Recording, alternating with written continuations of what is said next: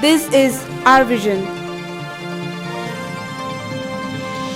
Daily news brought to you by Rohingya Vision.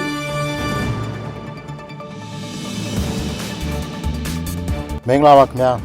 2016ခုနှစ် February လ16ရက်အင်္ဂါနေ့အတွက် Our Vision မြန်မာဘာသာသတင်းအစီအစဉ်စတင်နေပါပြီခင်ဗျာဒီနေ့အတွက်နောက်ဆုံးရသတင်းတချို့ကိုတင်ဆက်ပေးပါရမယ်ခင်ဗျာ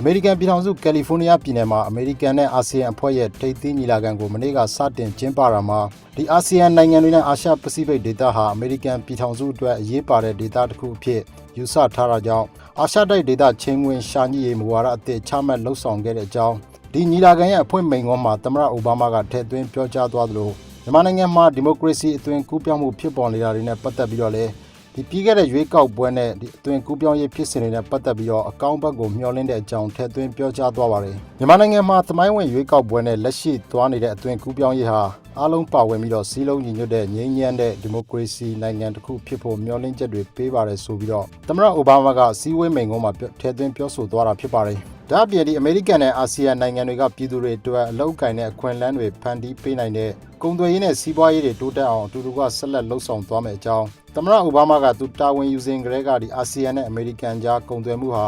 55%အထိတိုးတက်လာခဲ့တယ်လို့လည်းပြောပါတယ်။နှစ်ရက်ကြာကျင်းပနေတဲ့အဲ့ဒီအမေရိကန်အာဆီယံထိပ်သီးဆွေးနွေးပွဲမှာမြန်မာဒုတိယသမ္မတဦးညံ့ထွန်းဦးဆောင်တဲ့မြန်မာကိုယ်စားလှယ်အဖွဲ့အနေနဲ့မြန်မာနိုင်ငံရဲ့ပြည်ပပြောင်းလဲရေး2015ရွေးကောက်ပွဲကနေပေါ်ပေါက်လာမဲ့အစိုးရအသစ်ကိုအာဆီယံနဲ့အမေရိကန်တို့ကဆက်လက်ပြီးတော့အကူအညီတွေပေးဖို့ပါဝင်တခါဒီအမေရိကန်နိုင်ငံအနေနဲ့မြန်မာအပေါ်ချမှတ်ထားတဲ့ကုန်သွယ်ရေးပိတ်ဆို့မှုတွေအားလုံးကိုချွင်းချက်မရှိရုပ်သိမ်းပေးရေးစတာတွေကိုလည်းဆွေးနွေးသွားဖို့ရှိတဲ့အကြောင်း VOA သတင်းတရက်မှာဖော်ပြထားပါတယ်။အဲ့ဒီဆွေးနွေးပွဲမှာတောင်တရုတ်ပင်လယ်ပြင်ရေးပါဝင်အာဆီယံဒေသတွင်းစီးပွားရေးလုံခြုံရေးဆိုင်ရာနဲ့ဒီအကြမ်းဖက်ဝါဒတိုက်ဖျက်ရေးကိစ္စရပ်တွေကိုအာရုံစိုက်ဆွေးနွေးကြမယ်လို့မျှော်လင့်ရတဲ့အကြောင်းလည်းသတင်းတွေကဆိုပါတယ်။မနေ့ကစတင်ကျင်းပတဲ့အစည်းအဝေးပထမနေ့မှာတော့ဒီအာဆီယံဒေသတွင်းဆိုင်ရာစီးပွားရေးနဲ့စွန့်ဦးတီထွင်မှုလုပ်ငန်းဆိုင်ရာကိစ္စတွေတိုးမြင့်လှုပ်ဆောင်မဲ့အရေးတွေဆွေးနွေးခဲ့ကြသလိုဒီကနေ့ဒုတိယနေ့မှာတော့ဒီတောင်တရုတ်ပင်လယ်ပြင်တွင်းအငင်းပွားနေတဲ့ကိစ္စတွေပါဝင်ဒေသတွင်းဆိုင်ရာလုံခြုံရေးကိစ္စတွေကိုဆွေးနွေးသွားမှာဖြစ်တယ်လို့လည်းသိရပါတယ်ခင်ဗျာ။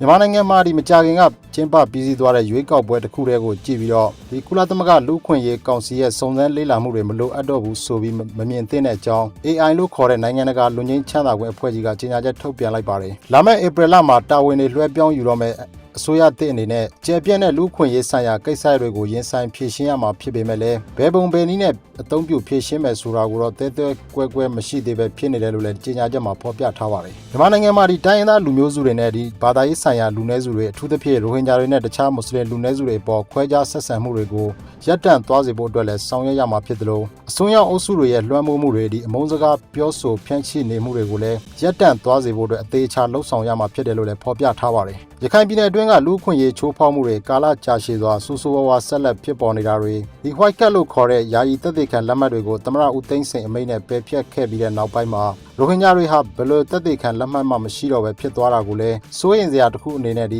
AI ရဲ့ထုတ်ပြန်ချက်ထဲမှာထောက်ပြထားပါတယ်။ဒါ့အပြင်ဒီတိုက်ပွဲတွေဖြစ်ပွားနေတဲ့တိုင်းရင်းသားဒေသတွေမှာလူ့အခွင့်အရေးချိုးဖောက်မှုတွေရပ်တန့်သွားစေဖို့ဆောင်ရွက်ရမှာလဲနိုင်ငံတကာလူ့အခွင့်အရေးစံချိန်စံနှုန်းတွေနဲ့ပြည့်မီစေဖို့အတွက်အစိုးရသစ်အနေနဲ့ဒီကုလသမဂ္ဂရဲ့အထောက်အကူတွေလိုအပ်နေအောင်မှာဖြစ်တယ်လို့လည်း AI အဖွဲ့ကသုံးသပ်ထားပါတယ်။အလားတူပဲဒီအစိုးရအသစ်အတွက်နောက်ထပ်အရေးကြီးတဲ့စိန်ခေါ်မှုတစ်ခုကတော့မြန်မာနိုင်ငံရေးမှာအဓိကတောချက်တစ်ခုဖြစ်နေတဲ့တပ်မတော်နဲ့စစ်ဆက်ညှိနှိုင်းမှုတွေဆက်ဆံမှုတွေဖြစ်တယ်လို့ဆိုပါတယ်။လွှတ်တော်ထဲမှာဒီဖွဲ့စည်းပုံပြင်ဆင်ရေးလိုဥပဒေပြုရေးကဏ္ဍတွေမှာလည်းတပ်မတော်ကဗီဒီယိုအာဏာရထားပြီးတော့ဒီပြည်ထရေးနယ်စပ်ရေးရာနဲ့ကာကွယ်ရေးဝန်ကြီးတွေကိုလည်းတပ်မတော်ကပဲတိုက်ရိုက်ခန့်အပ်ခွင့်ရှိနေတဲ့အကြောင်းကိုလည်းထောက်ပြထားပါတယ်။ဒါ့အပြင်ဒီမြန်မာနိုင်ငံမှာအစွန်းရောက်အယူဆရှိတဲ့ဗုဒ္ဓဘာသာဘုန်းတော်ကြီးတွေတင်သွင်းထားတဲ့ဒီဘာသာရေးနဲ့အမျိုးသမီးတွေအပေါ်ခွဲခြားထားတဲ့ဥပဒေ၄ခုကိုပြဋ္ဌာန်းပြီးတော့မွတ်စလင်စန့်ကျင်ရေးလှုံ့ဆော်မှုတွေကြည်ကြဲပြန့်ပြန့်ပေါ်ပေါက်နေပေမဲ့လည်းလက်ရှိအစိုးရကထိထိရောက်ရေးယူနိုင်ခဲ့ခြင်းမရှိတာတွေအပါအဝင်မြန်မာနိုင်ငံမှာဒီကြည်ကြဲပြန့်ပြန့်ဆက်လက်ဖြစ်ပေါ်နေသေးတဲ့ဒီလူ့အခွင့်အရေးချိုးဖောက်မှုအလုံးစုံကိုမကြာခင်တက်လာတော့မယ့်အစိုးရသစ်အနေနဲ့ရင်ဆိုင်ရမယ့်အကြောင်း AI ဖွဲ့ရဲ့ထုတ်ပြန်ချက်ထဲမှာအသေးစိတ်ထောက်ပြထားပါတယ်ခင်ဗျာ။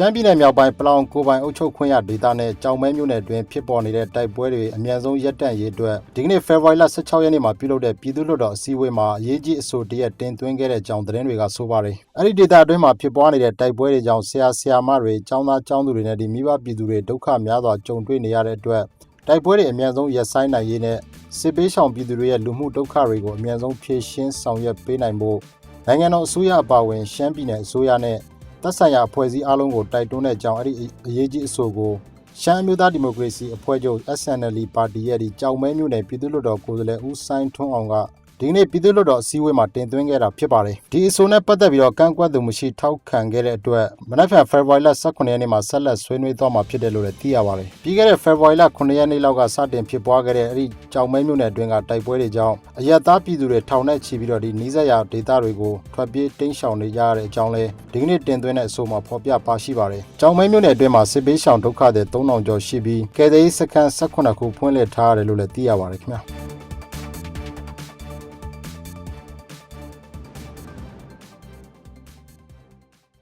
Follow us for more updates.